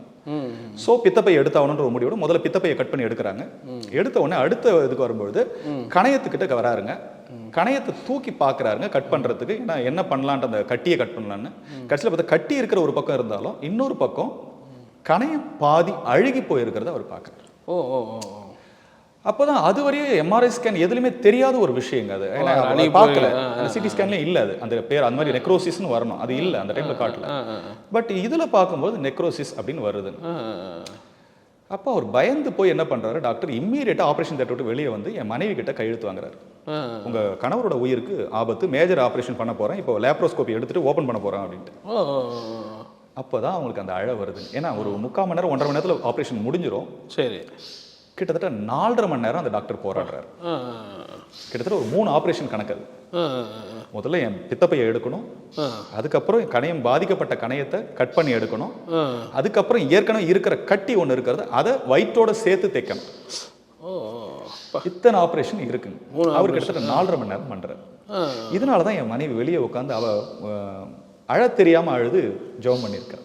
ஏசப்பா என் வீட்டுக்காரை காப்பாற்று காப்பாற்று அப்படின்னு சொல்லி. அப்போ கூட எனக்கு தெரியாதுங்க. ஆப்ரேஷன் முடிஞ்ச உடனே என்னை கொண்டு வந்து நார்மல் வார்டுக்கு போடுறாங்க. எப்பவுமே மேஜர் ஆப்ரேஷன் நடந்தால் எங்கே போடுவாங்க? ஐசியூவில் வைப்பாங்க. ஏன்னா ஐசியூவில் போடல, நல்ல 4-5 டியூப் ட்ரெயின் டியூப்பை குத்திட்டு என்னை கரப்பாம்பூச்சி திருப்பி போட்ட மாதிரி என்னை கொண்டு வந்து உள்ளே போட்டாங்க. அப்படின்னா அவர் டாக்டர் கூப்பிட்டு அப்புறம் சொல்கிறாரு, இதனுடைய என்ன எங்கள் மனைவியை கூப்பிட்டு என் அக்காவை கூப்பிட்டு, அப்போ தான் எங்கள் அக்கா வராங்க என்னை பார்க்கறதுக்கு. என் அக்கா கிட்டையும் மாமா கிட்டையும் எங்கள் ஒய்ஃப் கிட்டையும் சொல்கிறேன், இவருக்கு இவ்வளோ பெரிய சீரியஸ் காம்ப்ளிகேஷன், இவர் இன்னும் ஒரு நாள் தள்ளி வந்திருந்தாலும் அந்த கட்டி வெடிச்சிருக்கும், very serious complication, maybe lead to death அப்படின்ட்டாங்க, மரணமே சம்பவிச்சிருக்கும். ஆனால் எப்படி நீங்கள் வந்தீங்க, அவராக வந்தார்னா இன்னைக்கு பெரிய விஷயம், அது எப்படி வந்தீங்கன்னு கேட்குறேன். அவர் கேட்குறாரு. அப்போ அவங்க சொல்கிறாங்க, இல்லை அவர் தான் சொன்னார் இந்த ஹாஸ்பிட்டல் போகலாம் அப்படின்னு அவங்க அப்பா சொல்கிறாங்க. ஓகே, இப்படி கொண்டு வந்து இங்கே சேர்த்துட்டாங்க. அப்போ என் மனைவி கிட்ட சொல்கிறாங்க, இன்னும் ஒரு 3 மாத காலங்களுக்கு பார்க்கலாம், இருக்காருன்றது பார்க்கலாம், ஏன்னா அவருக்கு ரொம்ப காம்ப்ளிகேஷன் அந்த மாதிரி இருக்கிறதுனால அது அப்புறம் மீதியை பார்ப்போம் அப்படின்னு சொல்லிட்டாங்க. அப்போ அவர் இன்னும் பயங்கரமாக அழறாரு. கொஞ்சம் எனக்கு புத்தி தெளியும் போது தான் உள்ள ரூம்குள்ளே வராங்க. வந்து என்கிட்ட கேட்குறாங்க, கண்ணை திறக்கிறேன், என்னன்னு சொல்லலை, அவங்க என்னை பார்த்து அழறாங்க. அவங்க முகம் தான் தெரியுது ஃபர்ஸ்ட். அந்த டைமில் பார்க்குறாங்க பாருங்களேன், உண்மையிலேயே பார்த்தீங்கன்னா அம்மாக்களை விட மனைவிகள் 1000 மடங்கு பலசாலிகள். நம்மளை விட ஆண்களை விட அவங்க தான் பலசாலி. ஏன்னா நம்மளை தாங்குறாங்க, நம்ம பிரச்சனைகள் எதுவாக இருந்தாலும் பரவாயில்ல சமாளிப்போம் அப்படின்ற ஒரு நிற்கிறாங்க. அந்த மாதிரி என் மனைவி அந்த இடத்துல என்ன சொல்றதுன்னு தெரியல. அப்போ பார்க்கும்போது எனக்கு தெரிஞ்ச ஒன்று, நம்முடைய சின்ன சின்ன சந்தோஷங்களுக்காக இன்னைக்கு நான் சந்தோஷத்துக்காக நான் படுத்துட்டேங்க, ஆனால் இன்னைக்கு அவள் அழுது நிற்கிறேன், நாளைக்கு நானே இங்கே இல்லைன்னா இவளை யார் பார்த்து? ஓகே ஓகே, அம்மா வரல, அக்கா தங்கச்சிங்க வரல, நான் இவ்வளோ விலகி இருக்கிறேன், அப்போ என் மனைவியோட நிலைமை, 2 பிள்ளைங்களோட நிலைமை, எனக்கு அப்போ ஒன்றுமே சொல்ல தெரியல. அவள் முன்னாடி அழாமல் ஏன்னா அழுதா நம்மளை தப்பாக நினச்சிப்பான்னு சொல்லிட்டு திரும்பிட்டு அழுவேன். அப்போ தான் எனக்கு மீண்டும் ஆண்டவருடைய ஞாபகம் வருது. ஓகே ஓகே, இந்த படுக்கையில் தான் எல்லாம் தூங்கினதுக்கு அப்புறம் ஏன் இந்த கடவுளை தேடக்கூடாது நம்ம? அப்போ எங்கள் வீட்டில் ஒரு அத்தை பொண்ணு இருந்தாங்க, எங்கள் அப்பாவோட தங்கச்சி பொண்ணு. சரி, அவள் கிறிஸ்தவ பொண்ணுங்க. அவள் தான் வந்து சொல்லுவாங்க எங்களுக்கு, எப்படி நாகமானுக்கு ஒரு வேலையாட்பெண் இருந்தாங்களோ அந்த மாதிரி எனக்கு எங்கள் வீட்டில் வேலை செய்வாங்க அந்த பிள்ளை. அவள் வந்து எங்களுக்கு ரொம்ப க்ளோஸ். அவள் வந்து என்ன சொல்கிறா, எனக்கு தெரிஞ்சு ஒரு பாஸ்டர் இருக்கார் தாம்பரத்தில், நம்ம அவரை கூப்பிடுவோம், அவர் மேக்ஸிமம் வரமாட்டார், ஆனால் நீங்கள் சொன்னீங்கன்னா நான் சொல்கிறேன், நான் எங்கள் பாஸ்டர் கிட்ட சொல்லி சொல்கிறேன் அப்படின்னு அவர் சொல்கிறேன். அவர் நம்பரை வாங்கி நானே ஃபோன் பண்ணுறேன், பாஸ்டர் எனக்காக வரீங்களா அப்படின்னு சொல்லும்போது டக்குன்னு அவர் வரேன் பிரதர் அப்படின்ட்டார். அவர் வந்த உடனே ரூமை கதவை சாத்திட்டு பேசுறீங்களா பிரதர்னாரு. பேசணும் பிரதர், உங்களால பேசணும் பாஸ்டர் அப்படின்னு சொல்லி. அப்போ தான் மறுபடியும் அந்த பாஸ்டரோட அருமை எனக்கு தெரியுது. இவரை கூப்பிட்டு பேசுகிறேன் பிரதர், அவர்கிட்ட அழற ஆரம்பிக்கிறேன், நான் தப்பு பண்ணிட்டேன், பின்மாற்றமாக போயிட்டேன், இந்த ஆண்டவரை விட்டுட்டேன். அப்போ அவர் கேட்குறாரு, இனிமேல் இந்த பாவத்தை செய்ய மாட்டியா, கடவுளை பின்பற்றுவியா, உண்மையாக நேசிப்பியா அப்படின்னு. நேசிப்பேன், ஏன்னா அவர் காப்பாற்றுவாரா பாஸ்டர், நிச்சயம் காப்பாற்றுவார், நீ அவரை தேடு அப்படின்னு சொல்லும்போது எதாவது தாயத்தை எதாவது கட்டிங்கன்னா எல்லாத்தையும் கட்டி போடுறேன். அவர்கிட்ட எல்லாத்தையும் சொல்லி அழறேன், பயங்கரமாக அழுது கொஞ்சம் ஃப்ரீ ஆகுறேன். அப்புறம் அவர் சொல்லிட்டு ஜெபம் பண்ணிட்டு போகிறேன், கர்த்தர் உன்னை கண்டிப்பாக காப்பாற்றுவார் அப்படின்னு சொல்லும் போது ஒரு தெம்பு வருது. ஓகே ஓகே, இப்படி தான் அப்போ அன்னைக்கு ஆரம்பிக்குது. அப்போ எனக்கு 2011 அந்த மாதிரி 2011 மே மாதம் இந்த ஆப்ரேஷன் நடக்குது. சரி, ஓகே, இதுதான் நடக்குது. அப்போது 1 மந்த் அங்கே இருக்கேன், முடிச்சுட்டு வீட்டுக்கு அனுப்புகிறாங்க. வீட்டுக்கு அனுப்பும்போது சொல்லி அனுப்புகிறாங்க, 3 மாதம் கழிச்சு தான் எதையும் சொல்ல முடியுன்றதை சொல்லிட்டாங்க. அதனால மனைவிக்கு ரொம்ப பயம். என்னன்னா இதே மாதிரி பிரச்சனை என்னை விட சின்ன கட்டி இருக்கிற ஒரு ஆள், ஒரே ஒரு சிம்பிள் பிரச்சனை தான் இருக்குது, மதுரையில் இருக்காரு, சரி, நல்ல மல்டி மில்லியனர். ஆனால் அவருக்கு இதே ஆப்ரேஷன் நடந்தது மதுரை மெடிக்கல் மிஷனில், அங்கே நடந்தது பெரிய ஆஸ்பத்திரியில். 3 மாதத்தில் அவர் இறந்துட்டார். அவருக்கு 1.5 வயசு குழந்தை. ஓகே ஓகே, அவரை நினைக்கும் போது இன்னும் பயம் வந்துருச்சு. கணையத்தை கட் பண்ணிட்டா அது மெயின் உங்களுக்கு தெரியும்ல டாக்டர், எனக்கு அந்த உறுப்போட அருமை தெரியுங்க. அது என்னன்னா தலைப்பகுதி மட்டும் இருக்குங்க. சரி, பட் அதுக்கப்புறம் வீட்டுக்கு அனுப்பும் போது அவங்க சொல்லி அனுப்புறாங்க, மாசத்துக்கு ஒரு முறை சிடி ஸ்கேன் எடுக்கணும், சரி, அதை எடுத்து பார்க்கணும் அப்படின்னு சொல்றாங்க. சரின்னு சொல்றேன். அங்கேயும் ஒரு 3-4 லட்சம் கிட்ட நிறைய செலவு பண்றேன். அப்ப செலவு பண்ணா கூட என்னை காப்பாற்ற முடியாது, அவர் பிழைக்கிறது கடவுள்கிட்ட தான் இருக்குன்னு அவங்களே சொல்றாங்க. ஓகே ஓகே ஓகே, இப்படி இருக்கும்போது தான் எனக்கு என்ன சொல்றதுன்னு தெரியல. அப்பதான் ஆண்டவரை தேடணுன்ற ஒரு எண்ணம் வருது.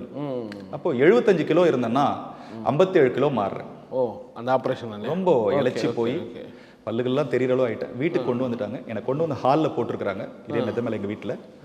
என்னை சுற்றி எங்கள் அத்தை பசங்க, என் மனைவி, என் பிள்ளைங்க, வேறு யாரும் கிடையாது. கீழே பெட்டில் படுக்க போட்டிருப்பாங்க. என் அத்தை பொண்ணு ஜெபிப்பாங்க, அழுது அழுது ஜெபம் பண்ணுவாங்க. அவங்க ஜெபிக்கும் போது கண்ணு திறக்காத மாதிரியே இருப்பாங்க. ஆனால் அவங்க முடிச்சதுக்கு அப்புறம் தான் எல்லாரும் தூங்குறாங்களான்னு பார்த்து வேற ஒன்றும் இல்லை, அழுது கையை பிடிச்சி, ஆண்டவர் ஏசப்பா, நான் ஓம் பிள்ளை, நான் இப்போ ஒத்துக்கிறேன், நான் இனிமேல் இந்த பக்கம் போக மாட்டேன், உன் மகனாக வாழ விரும்புகிறேன், என்னை காப்பாற்றுவியா, என்னை காப்பாற்றி 5 நிமிஷம் ஆரம்பித்தேன் ஜெபங்க. அந்த மாதிரி தான் ஆரம்பிக்கிறேன். சரி. எல்லாரும் தூங்கினதுக்கு அப்புறம் தான் பண்ணுவேன். அதுக்கப்புறம் கொஞ்சம் கொஞ்சமாக முட்டி போட ஆரம்பிக்கிறேன். ஆனால் திடீர்னு பார்த்தீங்கன்னா எனக்கு ஒரு கொஞ்சம் ஒரு 1-2 வாரம் கழிச்சு பார்த்தீங்கன்னா ஒரு நல்ல பலன் கிடைக்குதுங்க. எனக்கே தெரியாமல் 1 மணி நேரம் ஜெபிக்கிற அளவுக்கு ஆண்டவர் அந்த பலத்தை கொடுத்தாரு. ஆவியானவருடைய பலம் தான், வேற யாரும் எனக்கு சொல்ல முடியாது. ஆனால் அந்த ஜெபிச்சு முடிக்கும் பொழுது தான் என் மனைவி, அத்தை பிள்ளைங்க எல்லாரும் எழுந்து உட்காந்துருக்காங்க. அவங்க அழறாங்க பயங்கரமா. நீ எப்படி இவ்வளவு நேரம் நின்று ஜெபம் பண்ண, நாங்க பார்த்துட்டு தானே இருக்கிறோம். அப்போ எனக்கே தெரியலமா, ஆண்டவர் ஏதோ ஒரு விஷயம் எனக்கு பலத்தை கொடுக்குறாரு. அப்போ ஆண்டவர்கிட்ட ஒன்னே ஒன்று கொடுத்தேன், ஆண்டவரே நான் உம்முடைய மகனா இருக்க விரும்புகிறேன், இந்த சிடி ஸ்கேன் எடுக்கும்போது நார்மலாக இருக்கணும் அப்படின்னு சொல்லிட்டு போகிறேன். ஃபர்ஸ்ட் மந்த் சிடி ஸ்கேன் எடுக்க போகிறேன். சிடி ஸ்கேன் எடுக்கும்பொழுது பார்த்தீங்கன்னா நான் கர்த்தரை ஏற்றுக்கொண்டேன், இனிமேல் எனக்கு நம்பிக்கை வந்துருச்சு அப்படின்னு நான் நம்பி போகும்போது சரி மீண்டும் கணையத்தில் 10 சென்டிமீட்டர் கட்டி, அந்த இருக்கிற இடத்துல 10 சென்டிமீட்டர் கட்டி ஸ்கேன் பண்ணி பார்க்கும்பொழுது அப்போ என்ன சொல்றது வந்து எப்படி ஒரு 1 மந்த்ல ஓகே ஓகே ஓகே அப்போ ரெக்கரன்ஸ்னு சொல்லுவாங்க, மறுபடியும் ஏற்படுத்துகிற வாய்ப்புகள் இருக்கு அப்படின்னு சொல்லலாம். எனக்கு அது பயம் தான். என்னடா அதுன்னு. அது மட்டும் இல்லாம என்னுடைய கல்லீரல் பெருசாயிருது, என்னுடைய மண்ணீரல் பாதிக்கப்பட்டிருக்கு. டாக்டர் இப்போ அதை போய் நான் சிடி ஸ்கேன் பார்த்தோன்னே அவர் சொல்றாரு, கேபின்ல உட்கார சொல்றாரு, ஸ்பிளெனெக்டமி பண்ணிடலாம், ஸ்பிளீன் எடுத்துடலாம். மண்ணீரல் எடுத்துட்டாங்கன்னு சொன்னா நமக்கு இன்ஃபெக்ஷன், நோய் எதிர்ப்பு சக்தி கம்மியாயிடும். அதுக்கப்புறம் கண்டிப்பா நிச்சயமா பிரச்சனைகள் தான். சரி சரி சரி, அவர் எடுத்துடலாம் சொல்றாரு. அவர் எடுத்துடலான்றாரு. ஏன்னா ஸ்பிளீனோமெகலி அது பார்த்தா கொஞ்சம் இதுவாக தான் இருக்கு, பண்ணிடலாம் அப்படின்றாரு. எனக்கு என்ன சொல்றதுன்னு தெரியல. ஆண்டவர் உன்னை தேட ஆரம்பிச்சிட்டேன், என்ன ஏன் மறுபடியும் விடுறேன், என்ன எனக்கு அழுகையா வருது. அப்போ வசனங்கள் பைபிள் நான் அதிகமா படிக்க மாட்டேன். அப்பதான் பைபிள் எடுத்து அதிகமா என்ன பண்றேன், புக் கிரிக்கெட் விளையாடுறேன். ஏதாவது ஒரு வசனம் ஓப்பன் ஆகுதான்னு பார்ப்பேன். ஸோ பைபிளே அப்பதான் எடுத்து படிக்க, அப்பதான் அதிகமாக எடுத்து படிக்க. Okay okay. அப்போ பைபிள் எடுத்து பார்க்கும்போது எனக்கு முதல்ல வந்த வசனம் 1 கொரிந்தியர் 13:13 வருதுங்க. என்ன இதுன்னு பார்த்தீங்கன்னா, அன்பு, விசுவாசம், நம்பிக்கை, இம்மூன்றும் இருக்குது, இதுல அன்பு பெரியது. அப்போ நான் முதல்ல சொல்றேன், உன் மேல விசுவாசம் நான் வைக்கிறேன். இன்னில நான் சொல்றேன், அந்த விசுவாசம் வைக்கிறேன், நான் நம்புறேன் ஆண்டவரே அப்படின்னு சொல்றேன். டாக்டர் எனக்கு ஒரு நாளைக்கு 300 ரூபா மாத்திரை எழுதி கொடுத்துருக்காரு. அப்போதான் ஆலன் பால் மீட்டிங்ன்றத பார்க்குறேன். பிளஸிங் டிவியோட ஒரு மீட்டிங் ஒன்று பார்க்குறேன். அவரோட மீட்டிங்கை நான் பார்ப்பேன். அப்போ அவர் சொல்றாரு, உபவாச கூடுகை. இது என்ன உபவாசம் அப்படின்னு சொல்லி அப்பதான் தெரியுது என்னன்றது. இந்த ஏன் நம்ம இருக்கக்கூடாது, நம்ம உபவாசம் போடலாமே அப்படின்னு டாக்டருக்கு ஃபோன் பண்ணி கேட்டா, உபவாசம் தான் செத்துரு விடான்ட்டு, உன் பிரச்சனை பெருசு, நீ அந்த அதெல்லாம் யோசிக்க கூடாது, நீ விட்டுரு அப்படின்ட்டு. பட் நான் என் மனைவி கிட்ட சொல்றேன், ஏமா நான் இருக்கக்கூடாது, சரி கடவுள் காப்பாற்றுவார்னு சொன்னா நம்ம ஏன் அப்படி இருக்கக்கூடாது, நான் மாத்திரையை இன்னைக்கு தூக்கி போட போறேன் அப்படின்னு. அப்பதான் ஆரம்பிக்கிறேன். Okay okay okay.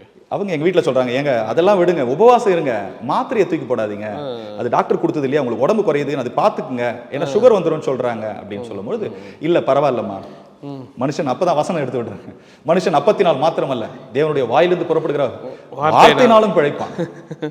இதெல்லாம் நல்லா பேசுற, இந்த அறிவு முதல்ல இருந்தா அப்படின்னு சொல்லிதான் அவ சொல்றாங்க. மா அது விட்டுடுமா, அது ஏமா திரும்ப திரும்ப பேசுற அப்படின்னு சொல்லிட்டு இதை ஆரம்பிக்கிறேன். அப்போ உபவாசம் இருக்க ஆரம்பிக்கிறேன். சரி, செவ்வாய் வெள்ளியில இருக்க ஆரம்பிக்கிறேன். இந்த 2 நாள் ஃபுல்லாவே இங்க நான் ஒரு பொழுது மட்டும் விட்டுருவேன், காலைல இருந்து மதியம் வரையும் கிடையாது. இதை இருக்க ஆரம்பிக்கிறேன். இருக்கிற ஆண்டவரே அப்படின்னு சொல்லிட்டு உபவாசத்தோட விசுவாசத்தோட அது இருக்கிறேன். செகண்ட் மந்த் சிடி ஸ்கேனுக்கு போறேன். சரி, செகண்ட் மந்த் சிடி ஸ்கேன் போகும்பொழுது அந்த இடத்துல பாக்குறேன், எந்த கணைத்தின் மேல அந்த கட்டி இருந்ததோ இப்பொழுது அது 10 சென்டிமீட்டர்ல 5 சென்டிமீட்டர் சுருங்கி இருந்து, என்னுடைய ஈரல் நார்மலாய் மாறி இருந்து, என்னுடைய மண்ணீரல் நார்மலாய் மாறி. அப்போ நான் மருத்துவரின் பேரை கேச்சு நான் எடுத்திருக்கலாம். பட் ஏதோ ஒரு காலத்துக்கு ஒரு உபவாசம், ஒரு சின்ன ஒரு ஆண்டவருக்கு ஒரு பொருத்தனை பண்ணி எடுக்கும் பொழுது அது எவ்வளவு வல்லமையானதுன்னு அப்பதான் தெரிஞ்சுக்கிட்டேன். உபவாசத்துக்கு உண்மையா வல்லமை உண்டு. அதை நான் கடவுள்கிட்ட பொருத்தி ஜெபிச்சேன், ஆண்டவர் நீங்க செய்யுங்க. நீங்க ஒரு டாக்டர் ஆகனால இது நீங்க யோசிச்சிருப்பீங்களே, இது பாசிபிலிட்டியா? ஏன்னா உங்களுக்கே தெரியும் 10 ஒரு ஆட்டோமேட்டிக்கா அப்படி குறையுமா, அப்படியெல்லாம் இருக்குமா? இல்லை சிலர் சொல்ற வாழ்க்கை என்னன்னா அது ரெக்கரன்ஸ், சில பேர் குறையலாம் அப்படின்றது வந்து அது ஒரு யூகம் நம்ம சொல்லலாங்க. எல்லாருக்கும் அந்த மாதிரி நடக்குதா? இப்ப எவ்வளவு பணம் இருக்கிறவனோ காப்பாற்ற முடியும். கொரோனா காலத்துல எத்தனையோ பேரை காப்பாத்திருக்கலாம். இன்னைக்கு நீங்களும் நாங்களும் உட்கார்ந்து இருக்கிறோம், காசே இல்லாம ஆண்டவர் ஆக்சிஜன் கொடுத்துட்டே இருக்கிறார், அதனால சந்தோஷமா இருக்கிறோம். அப்போ அந்த நம்பிக்கை தான், முதல்ல மனசு தான். கண்டிப்பா அந்த இது எனக்கு அதிகமா, சோ அதுல ஒரு ஹோப் ஓகே ஓகே இருந்துருச்சுங்க. எனக்கு இது சந்தோஷமா போகும்போது எனக்கு அவர்கிட்ட போய் டாக்டர் கிட்ட கேட்கறேன். அப்போ டாக்டர் கேட்கற மாத்தலாம் எடுத்துக்கிறியா? இல்ல எடுத்துக்குது இல்ல. சரி, எடுக்க வேண்டியது உன்னை யார் எடுக்காம இருக்க சொன்னது அப்படின்னு. இல்ல டாக்டர் நான் எடுக்கல. அப்புறம் உன் இஷ்டம் அப்படின்னு தான் சொல்லிட்டேன். ரிஸ்க் நீ தான் எடுக்கிற அப்படின்னு சொன்னாரு. என் மனைவியோட நான் வீட்டுக்கு வந்துட்டேங்க. 2வது மாதம் ஸ்கேன் போய் எடுக்கிறேன் மறுபடியும். இப்போ 2வது மாதம் ஸ்கேன் எடுக்கும்பொழுது இது 5 சென்டிமீட்டராக இருந்தது, இன்னொரு 3 சென்டிமீட்டராக குறையுது. இப்போ மனசுக்குள்ள ஒரு திருப்தி, சந்தோஷம், பரவாயில்ல நம்ம ஆண்டவருக்குள்ள வந்துட்டோன்ட்டு. சரி ஆண்டவரே அப்படின்னு சொல்லிட்டு போகும்போது 3வது ஸ்கேன் 3வது மாதம் போய் எடுக்க போகிறேன். ஏன்னா டாக்டர் சொன்ன 3வது மாதம் வந்துருச்சு. ஏன்னா அது வரையும் அவரே டைம் கொடுத்தார். நான் 3வது மாதம் இருக்கிறேன், உயிரோட இருக்கேன். சரி. அப்போ தான் என்ன பண்ணுறேங்கன்னா, அதுக்கு முன்னாடி நாள் நான் ஜெபம் பண்ணுறேன். எங்கள் வீட்டில் உட்காந்து இதே மாதிரி முட்டி போட்டு நான் ஜெபிக்கும் போது, எல்லாரும் ஜெபிக்கும் போது எனக்கு ஒரு தரிசனம் மாதிரி வருது வெளியே. ஒரு 2 கரங்களை காட்டி ஆண்டவர் காயப்பட்ட கரங்கள் மட்டும் வெளியே வருது. ஒரு மெழுகுவத்தி, அணையாத மெழுகுவத்தி பிரகாசமா அந்த கைகளுக்கு நடுவில் இருக்கிறத நான் பார்க்குறேன். ஸோ தரிசனம்னா நீங்கள் அப்படியே இதாக பார்க்குறீங்களா? எனக்கு ஒரு எனக்கு ஒரு கனவு மாதிரி தெரியுதுங்க. Okay okay okay. ப்ரேயர்ல எனக்கு கனவு மாதிரி ஒரு கை மட்டும் வர்ற மாதிரி, ஒரு கை மாத்திரம் வானத்திலிருந்து ஒரு கைகள் வருகிறது மாதிரி. இது நமக்கு மிகைப்படுத்தி நம்ம சொல்ல விரும்பலைங்க. எனக்கு அது புதுசா இருந்தது. ஏன்னா இதுவரையும் அந்த மாதிரி நான் பார்த்தது கிடையாது. நமக்கு ஏன் இப்படி ஒன்று வருது, வித்தியாசமா இருக்கே இது, நமக்கு அவ்வளோ பெரிய ஆளா நமக்கு அப்படின்றது. என் மனைவி கிட்ட சொல்லும் போது சரி அதெல்லாம் விடுங்க அப்படின்னு தான் சாதாரணமாக சொல்லி விட்டுருவாங்க. பட் எனக்கு அது 2 முறை வந்தது. அந்த ஃபீல் அப்படியே தெரிஞ்சது உங்க டோட்டலா. எனக்கு அப்ப அந்த 2 முறை வரதோட அர்த்தம் என்னன்றது அப்ப தெரியாதுங்க. ஆனா வேதத்தை வாசிக்க வாசிக்க எந்தெந்த இடத்துல ஆண்டவர் 2 முறை பேரை சொல்லி அழைக்கிறாரோ அந்த இடத்துல ஒரு உயர்வை நான் பாக்குறேங்க. மோசே மோசே என்ற போது உயர்வு உயர்த்தப்பட்டான். யாக்கோபே யாக்கோபே என்று சொல்லும் போது அவன் கோத்திர பிதாக்களின் தலைவனாய் மாற்றப்படுகிறான். அப்போ திரும்பி பாத்தீங்கன்னா சவுலே சவுலே அவன் புனித பவுலாய் மாறுகிறான். நீங்க எந்த இடத்துல பார்த்தாலும் இந்த காரியங்கள் அப்படியே இருக்கும். அப்போ எனக்கு 2 தடவை தரிசனம் ஏதோ உறுதிப்படுத்துறாரு மட்டும் தெரிஞ்சுக்கிட்டேன். அப்போதான் இயேசுவின் கரங்கள் அப்படின்ற ஒரு விஷயம் எனக்கு ஞாபகம் வருது. அது சரி போல இயேசுவின் கரங்கள், அவ்வளவுதான், அப்படிதான் நான் ஞாபகம் வச்சுக்கிறேங்க. வேற எதுவும் இல்லைங்க. ஆனா இதனுடைய அர்த்தம் என்னன்றது எனக்கு அப்ப தெரியாது. 3வது ஸ்கேனுக்கு நான் போகும்பொழுது அங்க போறேங்க. 3வது மாசம் ஸ்கேன் பண்ண போறேன். இந்த முறை போகும்போது அந்த கட்டி ஒண்ணுமே இல்லை. மிகுந்த சந்தோஷம், பயங்கர சந்தோஷம். ஆனா அந்த டாக்டர் சொல்றாரு உனக்கு எண்டோஸ்கோபி, அந்த 5 அதுவுமே இல்லையா? அதுவும் இல்லை. எண்டோஸ்கோபி பண்ணணுன்றாரு டாக்டர். ஏன்னா உனக்கு வேற ஒரு பிரச்சனை இருக்கும். ஏன்னா எனக்கு அது என்ன சொல்ல வரேன்னு எனக்கு தெரிஞ்சது. டாக்டர் இப்ப எதுவும் சொல்லாதீங்க, எங்க மனைவி ஏற்கனவே கோச்சிட்டு இருக்காங்க, நீங்க திரும்ப திரும்ப சொல்ல அவங்க வீட்டுல வந்து சண்டை போடுறாங்க அப்படின்னா உனக்கு அதெல்லாம் கிடையாது, எண்டோஸ்கோபி பண்ணணும். அப்ப எண்டோஸ்கோபி எடுக்கிறாரு. சரி சரி சரி. டியூபை போட்டு பார்த்த உடனே இந்த கால்ல எல்லாம் நரம்பு சுத்தி இருக்கும்னு சொல்லுவாங்க. அதே மாதிரி வயிற்று பகுதியில நரம்பு சுத்தி இருக்கு. ப்ராமினன்ட் ஃபண்டல் வெயின்ஸ் அப்படின்னு சொல்லுவாங்க. சரி சரி சரி. அதுவும் ரிப்போர்ட்டோட இருக்காங்க. அப்ப என்ன டாக்டர் இது அப்படின்னா அவர் அசால்ட்டா சொல்றாரு, இவர் ரத்தமா வாந்தி எடுப்பாரு, அப்ப கூட்டுவாங்க நான் பாத்துக்கிறேன் அப்படின்னு சிம்பிளா சொல்லி வச்சிருவாரு. இதை சொன்ன உடனே என் மனைவி பாத்தியா நான் சொன்னேன் எனக்கு இதுதான், ஐயோம்மா நான் திரும்ப நீங்க பழைய பழவே பாடாதராம்மா, நான் மாறிட்டேன்டாம்மா, நான் நீ எப்ப மாறுறது, இப்பதானே மாறினேன் அப்படின்னா அப்பயே மாறல, நீ அப்பயே மாறி இருக்கணுமே. நான் சொல்லும் போது எங்களுக்கு தெரியாம இதெல்லாம் பண்ண இல்லையா, உனக்கு பாரு பாத்தியா அப்படின்னு ரொம்ப அவங்க ஃபீலிங் அது அவங்களுக்குங்க. சரி சரி சரி. பட் அப்பதான் வீட்டுக்கு வரும்பொழுது இனிமேல் இந்த ஆண்டவர், ஏன்னா நமக்கு நம்பிக்கை இல்லைன்னா விசுவாசம், அடுத்தது நம்பிக்கைன்னு வரும்பொழுது நான் பைபிளை திரும்பி ஓபன் பண்றேன். திரும்பி அதே புக் கிரிக்கெட் தான் விளையாடுறேன். அழுதுட்டு ஜெபம் பண்ணுவேன், ஆனா பைபிளை சும்மா ஓபன் பண்ணி பார்ப்பேன். அன்னைக்கு வசனம் வருகிறது எனக்கு, யோபில் இருந்து வருகிறது. அவர் என்னை கொன்று போட்டாலும் அவர் மேல் நம்பிக்கையா இருப்பேன். எனக்கு இந்த வசனம் கேட்டவுடனே இவ்வளவு தைரியமா ஒருத்தன் சொல்றான், என்ன கொண்டு போட்டா கூட அவர் மேல நம்பிக்கை இருப்பேன்னா ஏன் நம்ம இருக்கக்கூடாது? அப்போ ஒப்பு கொடுக்குறேன். ஆண்டவரே என்ன இந்த பிரச்சனை இருந்து காப்பாத்துனேன்னு சொன்னா, இந்த டாக்டர் மறுபடியும் சொல்றாரு எனக்கு இதுல காப்பாத்துனேன்னு சொன்னா, நான் சாட்சியின் ஊழியத்தை ஆரம்பிக்கிறேன். சபை பாகுபாடு இல்லாம எந்த இடத்துக்கும் போய் சாட்சி சொல்ல நான் ஆயத்தமா இருக்கேன். இதை நான் செய்யறேன் ஆண்டவரே. நான் டாக்டர்ன்றதெல்லாம் பார்க்க மாட்டேன், நான் போய் சொல்றேன் எனக்கு இந்த மாதிரி பிரச்சனை இருந்தது, நான் குடிச்சேன், எனக்கு இந்த மாதிரி ப்ராப்ளம் வந்தது, எனக்கு இதை நான் ஆண்டவர் தான் குணப்படுத்தினா சொல்றேன். நீ உண்மையான தெய்வமா தான் எனக்கு செய்ய ஆண்டவரே. அப்போ நல்லா ஜெபம் பண்றேன், உபவாசம் போடுறேன், எல்லாமே நடக்குதுங்க. எனக்கு என்ன சொல்றதுன்னு தெரியல. எனக்கு அதுக்கப்புறம் ஏன்னா இந்த விஷயம்லாம் நடந்துட்டே இருக்கும்போது பாத்தீங்கன்னா எனக்கு மறுபடியும் அந்த தரிசனம் வருது. சரி, திரும்ப அந்த தரிசனம் உறுதிப்படுத்த வருது, ஏதோ ஒரு விஷயம் நடக்குது, ஆனா என்னன்னு அதுக்கு தெரியும். பிட்வீன்ல நீங்க இந்த ஆபரேஷன் எல்லாம் நடக்குது, வீட்டுக்கு வரீங்க, பிரேயர் இப்படி போகுது இல்லையா, உங்களுடைய தொழில் அந்த ரியல் எஸ்டேட் அது நின்றுடுச்சு பிரதர். எல்லாமே கான்டாக்ட் நண்பர்கள் அவங்க என்ன ரொம்ப ஒரு முக்கியமான கேள்வி. இந்த டைம்ல தான் என்னன்னா என் மனைவியோட அவங்க எனக்காக எழும்புறாங்க.